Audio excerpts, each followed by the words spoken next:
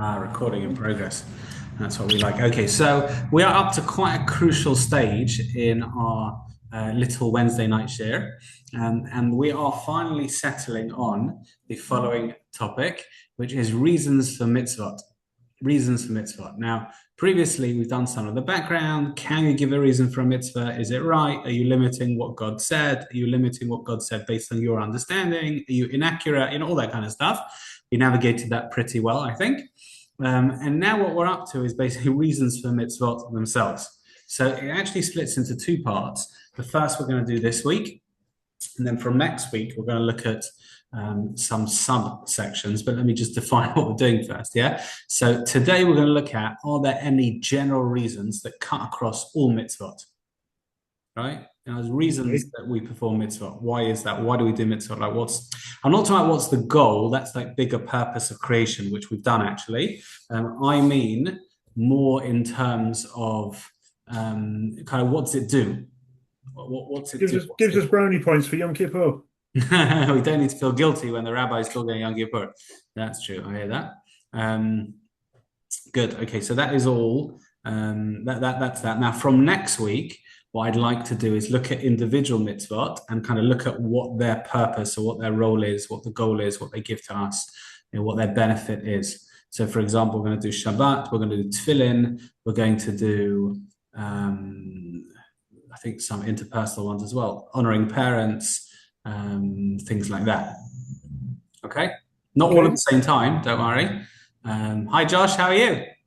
Good, thanks. You're right, Rabbi. Good. Yeah, good to see you. Good to see you. All right. Now we're boring with heavy now. Okay, so everyone clear on structure. In other words, today we're going to do general reasons for mitzvot, and then from next week we'll look at individual ones. What is tefillin? What's it do? What is Shabbos? What's that do for us? Honoring parents, judging people favorably. Shema we'll look at as well. Actually, it's a nice little one.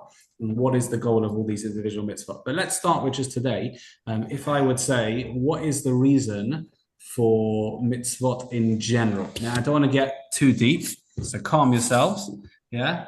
What is the reason for mitzvot in general? What are they doing for us? Creating opportunities to connect to Hashem. Oh, you sound so rabbinic, Gideon. Am I right and rabbinic? It's like a quiz show. Yeah, you're right. Okay, the opportunity to connect to Hashem. You're right. You are right. I'm looking for something a little bit more grounded. I know it sounds a bit funny. Like what do they do for us? What do the Romans do for us? What do it do for us? So you're right. There are opportunities to connect to Hashem. You're right. But I want something a little bit more.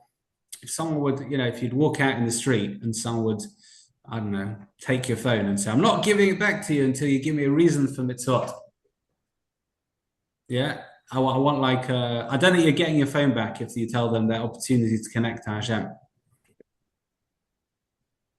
You may do if they're a really spiritual robber. It could be. Yeah. I want a bit more for them grounded. If the Torah is instructions for life, then the mitzvahs are our step-by-step guide to how to live life. Okay, good. Yeah, 100%. Great. So we're doing the right thing. When we do a mitzvah, we're doing the right thing. Great. Excellent. We're tapping into the instructions. We're not doing anything silly. Great. All of that is good. Okay. Following on from that, I would say, as well as how to interact with God, how to interact with each other. Good. So we've got our mitzvah, man and God and man and man. It's funny, actually.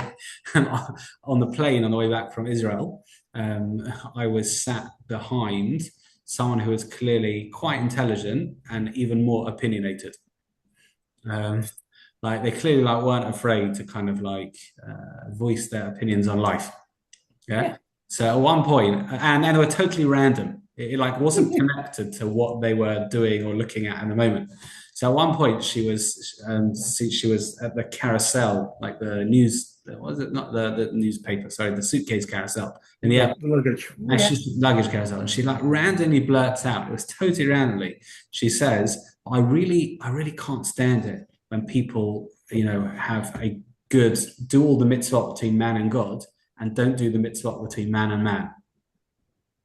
It was totally random. No one had done anything to her. You'd thought some big chassid knocked her over with a case. literally nothing happened. Yeah, nothing. Just ran a bit, right? So I decided to say, you know what, you're so right. I said, you know, and I can't stand it when people have good relations between man and man and don't do mitzvot between man and God. I said, just as like a poke the bear kind of thing. That was actually got on with it and took a case. Anyway, but you're right. You're right. There are these two things. There's mitzvot between man and God, and mitzvot between man and man. 100% correct. 100%. And I think there's an argument to be made that the man-to-man mitzvot are actually not only improving human relationships and interrelationships, but also doing God's will. So there's even like a double bonus for that. Yeah, that they discuss. Yeah, it's a good shout. They actually discussed that in reference to Yom Kippur, because of course, we're not going to do too much Jewish guilt tonight. But of course, if let's say you transgress a mitzvah, or let's say even worse, you do a sin, so you have to that Yom Kippur wipes that away, right? But when it comes to stuff you've done to other people, you've stolen from them, whatever you've done to them, you have to also not. God doesn't automatically forgive. There's another stage which is you have to ask for forgiveness. Ask forgiveness, exactly. Not just from God, but from the person. Yeah. Right? So in others, there's almost like a dual element of rebellion is quite a harsh word, but you know what I mean? It's a dual element of fault. You have offended someone, and you also have to make sure you patched up with God. So 100%. So you've got those two poles, those two elements. Good shout. Okay, what else? What's a mitzvah give us? I'd say points, and points win prizes. Yeah. So let me do a bit of screen sharing. Yeah, Josh, this is what we do every now and again. Hopefully we've got the right one on. Here we are. You got that? Some general mitzvah principles. Yeah. Yeah. Nice. Okay. So what we've got over here is just a few things which cut across all mitzvot. Again, we're going to get into the individual mitzvot. I'm actually going to start, I think, with Shabbat next week. Ironic on a Wednesday. But what's it called? But let's do the actual principle. So it's funny, when I asked the question, I thought that this was going to be the first one that comes up. Yeah, as mitzvot are gateways or tickets or pathways to get reward in the world to come. Yeah, like spiritual air miles. Yeah, spiritual air miles. You've got enough air miles, you're going to that place, whatever it is, until they raise the prices of how much air miles can actually be converted into, or whatever, right? But nevertheless, a mitzvah basically, as you say, Gideon, is a godly act. You're emulating God. You are, if you want to be a bit more Hasidish, you are God is the brain and you're the body.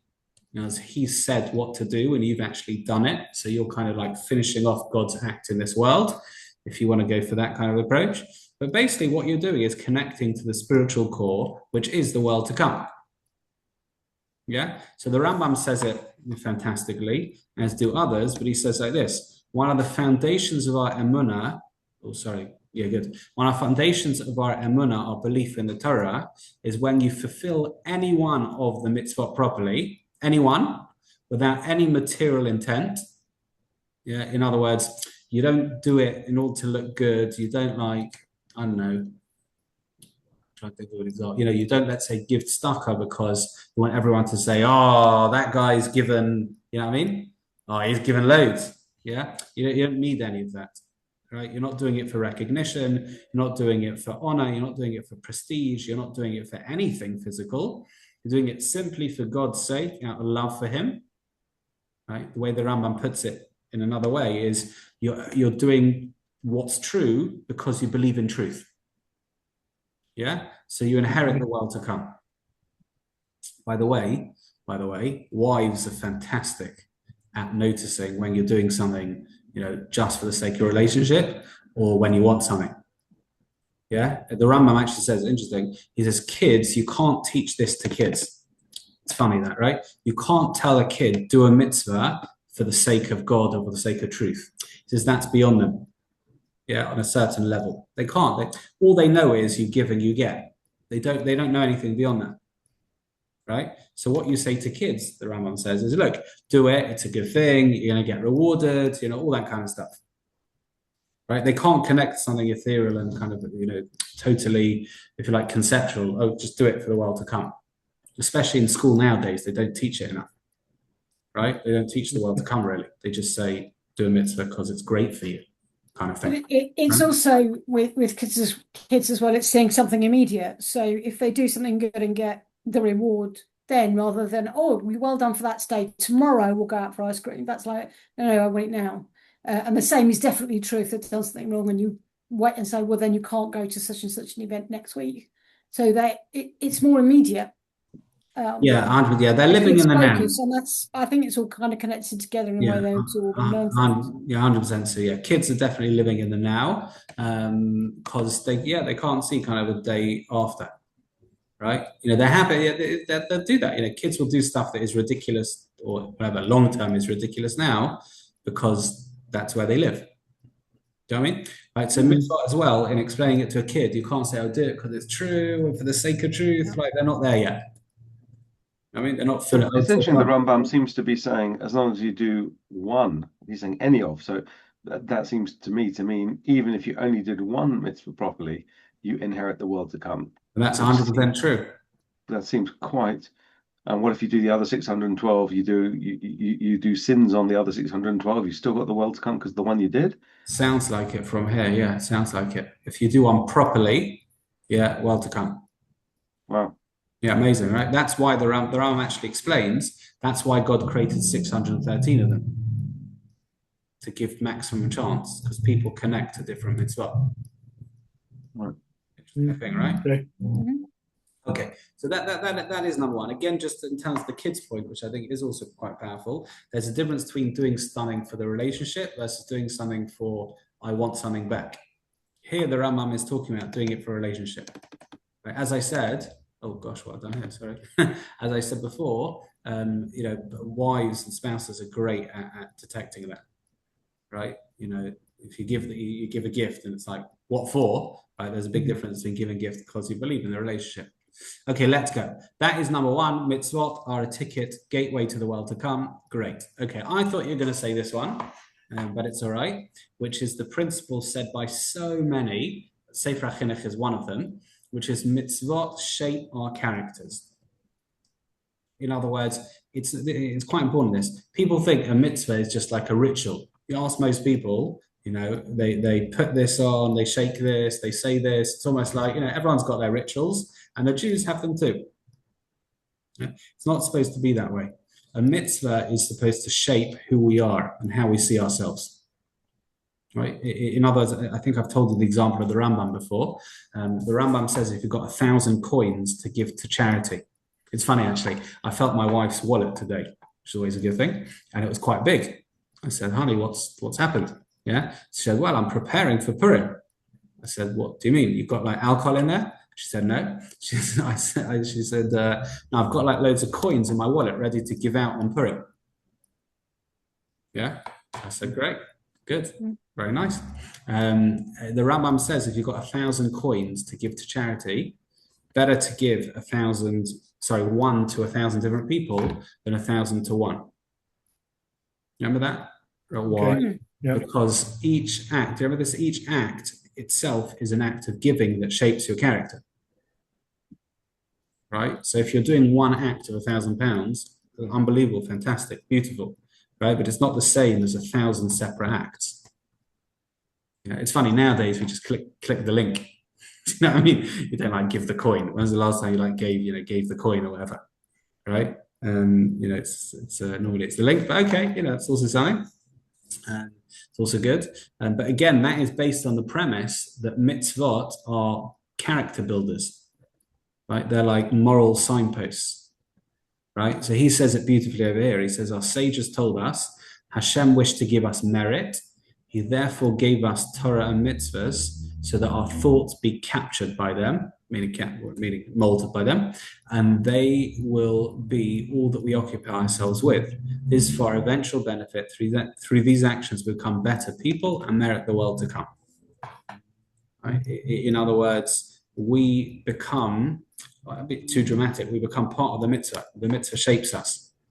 It's not that there's me in my life and what I want to do, and I do the odd mitzvah. Ideally, the mitzvah should shape us.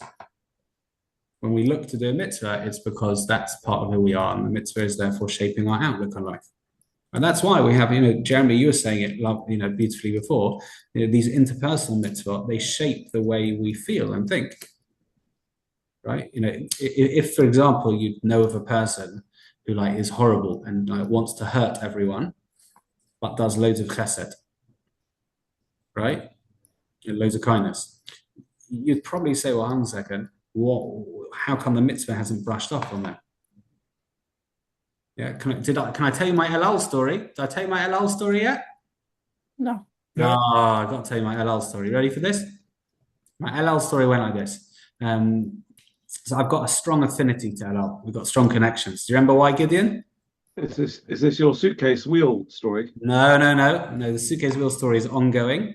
They've already compensated me for the wheel. Yeah, your LL connection is your dear aunt. I think it's Caroline or something. Very good. Yeah. Whose details are and shall forevermore be a secret. Yes, she only exists for me and my LL complaints. Anyway, no, thank God they finally refunded me. And 3 days later, the English office emailed me saying, we can't possibly refund you. You have to expect there's going to be some damage to your case. This is after the Israeli office already refunded me. It was a classic kind of LL situation, to which I decided to play. And I said, are you telling me that every person who flies LL should expect their wheel to be broken? And I haven't really got a response yet. Anyway, I'll let you know next year. And now, what's my LL story? It's like this. So this is about 15 years ago, when I was much younger and probably a bit thinner. I decided to do the following on an LL plane.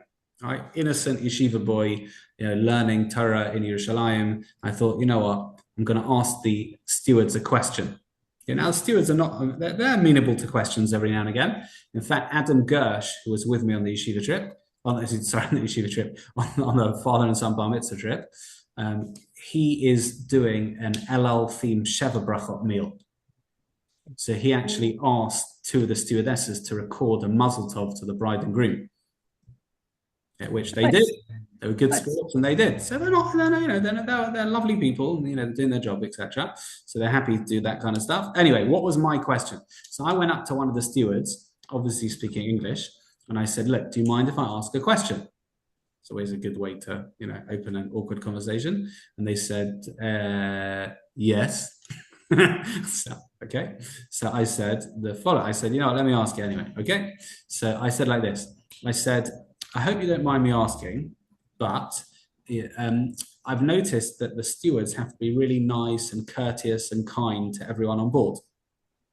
Right? Does that ever brush off on you in your personal lives? Meaning, have you become kinder, more compassionate, nicer people because that's what you have to do in your job? Good question? Mm-hmm. Good question, right? Now, what I was doing is I was basically testing out what we just learned, because we learned that mitzvot are there to shape the character. So I wanted to see, on the ground, is that true? Does it happen? Yeah. So the guy, to his credit, thought for a few moments, and then said, no. Well, he wasn't doing it for the mitzvah, so maybe that's why. He wasn't necessarily doing it for the mitzvah. He was doing it for the job. Yes. So then you can't necessarily expect. Yeah. And in fact, it could be the opposite. It could be because I have to, for my job, be so this in my personal life, I'm going to go the other way.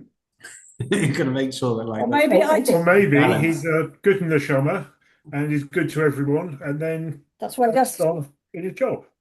Yeah, it's a good question. I think the job point is the operative point, right? I guess probably everyone work out what they feel the reason is. I think the job point is, so in other words, I think if you want a mitzvah or a positive routine to shape you, I think you have to want it to shape you. Yeah. Right? And this guy, I guess, didn't. Not because he wanted to be mean, just because he wasn't working on that. You know what I mean? He never, whatever. It's not his thing, right? Anyway, it's funny actually, and I once said this to a share. I told this story, and I said, "Why do you think that it didn't rub off on him?" Right. So one of the people said, "Well, it's LL. They're not courteous anyway." It's a joke. They're a joke. LL are fantastic. They're fantastic, and they were excellent on the flights that we flew recently. And kol hakavod to them. Anyway, okay, good. So those are the first two. In other words, mitzvah is a ticket to the world to come. And a mitzvah is there to shape how we think. Now, by the way, the opposite is true, which is if a mitzvah is there to affect us positively in terms of how we think and our moral compass, then a sin actually does the reverse. It's a very interesting thing. There's two Gemaras here which I'd like to share with you. The first one, and I'll do this in the original Hebrew because it's short, is Tanad Ve'yishmal Aveira Matamtemes Libo Shel Adam. It means a sin contaminates a person's mind. And the truth is, in physical ways, we can think of certain sins that clearly do, right? But it creates this kind of whole warped way of thinking sometimes, right? I mean, I'll give you an example. Yeah, if you're cruel to someone, it's an easy example. Yeah, if you're horrible to someone, that affects you, right? That will impact you as a person. Right? I think it's Golda Meir who once said, I forget the exact quote, but I think it's along the lines of the following. It says, I can forgive, she was talking about that Arab terrorists at the time, I can forgive them for being murderers or something like that, but I can't forgive them for having turned our soldiers into people who need to kill. Right, something like that. In other words, it's something like that with a quote. In other words, if you act in a certain way, it brushes off on you, right? But in fact, the Gemara here says that even stronger. It says once a person sins and repeats that sin, it becomes as if it's okay, right? In other words, it becomes like you create, you almost justify it, cognitive dissonance. You don't want to think you've done wrong, so you kind of think, oh yeah, it's probably okay. Right. This I find actually with teenagers, sometimes they'll see images, whether it's violence or otherwise, which are like, I've asked kids that I teach in school, like close your eyes and raise your hand if you've seen something you regret seeing. Invariably, most of the boys put their hand up, right? And then basically it goes as follows. The first time they see it, they're like, oh my gosh, I can't believe I saw that, whatever it is. Yeah. And then the second and third time, it's like normal already. It's a little bit like, the Vietnam War, I think was the first war that people actually saw in photos. It's why it created such an impact in terms of public relations. Right? That's why there was so much, against was it LBJ? I think it was the president of America. Right? There were lots of protests because people saw for the first time photos of war. Yeah, but then it just became normal. Yeah, after a certain amount. In other words, the point over here that the Gemara is making is once you sin, you create this entire moral scaffolding around it, and you say, oh, it's probably okay. And what you've done in that is you haven't realized that actually, no, the sin has affected you, right? It's affected your thinking, right? The last thing I wanted to quickly do, actually, there's the last two little bits, are the following, which is, it's really a result of what we said before, but it's like this. Another thing people don't realize when people miscue or kind of misdefine a mitzvah as a ritual is that the main thing of a mitzvah is not the action, it's actually the intent. Meaning, don't get me wrong, you have to do the action, but like with the El Al story, it's the intent. So you can have two people, that's easy example, yeah? You have two men, for example, putting tefillin on side by side, yeah, and one of them is getting much more reward than the other. Why? Because even though the act, you take a picture, it looks the same, but one is putting more effort in, more devotion, believes in it more, it's harder for them, whatever it is, right? Those will all affect what we call the mental part of the mitzvah, right? And that's massive. That's absolutely massive. Again, someone who's doing a mitzvah because they don't want to do it and they hate it and whatever, it's not really going to impact them as much. Yeah, so that's what the Ran says. There's one last thing, and then next week we'll look. That makes it sound though that it's more of a hardship for that second one. If you've got the devotion and the belief, it kind of makes it easier to perform certain mitzvot, I would have thought. And if you're doing it even though kind of begrudgingly, yeah, to me that almost means it deserves more merit because you're still doing it. Essentially, yeah. I think there's, I guess, a difference between difficulty and begrudging. But yeah, I hear that. I mean, if someone's put in a real effort to do it, right, that is a something. Just saying, someone's like drag, kicking, and screaming to do mitzvah. I guess they've done it anyway. Yeah, I guess they definitely get something for it, right? But in terms of it brushing off on them, Not necessarily the same as someone like, is getting into it and really wants it, so to speak. Okay. Okay, the last thing is as follows, because we're going to always finish by 8:30, and that is like this, that mitzvahs contain everything we need to grow. This is similar to what Gideon was saying before. If you think about if you're putting someone on a diet or exercise regime, it's like this holistic, right? You've got to do your your 16-hour fast or whatever they do nowadays. Yeah. You've got to eat this, etc. Exercise here and there. You've got all the ingredients for success. That's how you define success. Yeah. So mitzvot are effectively all the ingredients to succeed. Right. That's exactly what we need. Right. As I said before, the quote over here is like this. It's everything a person needs to become more complete. Yeah. Hashem knows us, and Hashem knows the Torah, and He created them to sync with each other. Right. And therefore, as the Rambam puts at the end, mitzvot lead to a greater awareness of God in this world. We call fear of Hashem. Make sense? Mm. Great. Okay, so next week. Can I just pick up on something you said earlier? Yeah. Like you were talking about, I was just thinking about, waving a lulav around. How is that making you into a better person?